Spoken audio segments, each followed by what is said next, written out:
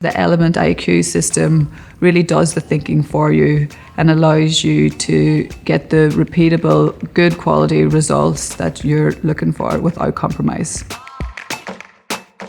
When you're roasting, because you're using a roasting tray and rack, you're not getting as much radiant energy from the bottom elements because that roasting tray is actually shielding that radiant energy. So what we have to do in order to compensate for that is you actually put more heater power into the bottom elements as opposed to the top elements while you're roasting. The ideal result when you're roasting, for example, a chicken is you want that real nice crispy skin on the outside, but you want the kind of nice and moist and you don't want it to dry out in the center. That's what we focus on when we're looking for results for roasting.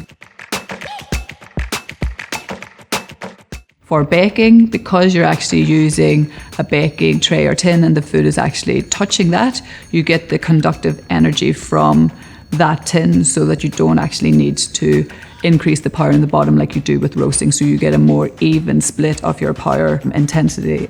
With baking, for example, it can be a lot more delicate as well. You need to make sure that your temperature is very accurate and you want a nice even result throughout your cake or whatever you're making. So that's what we replicate then when we're baking.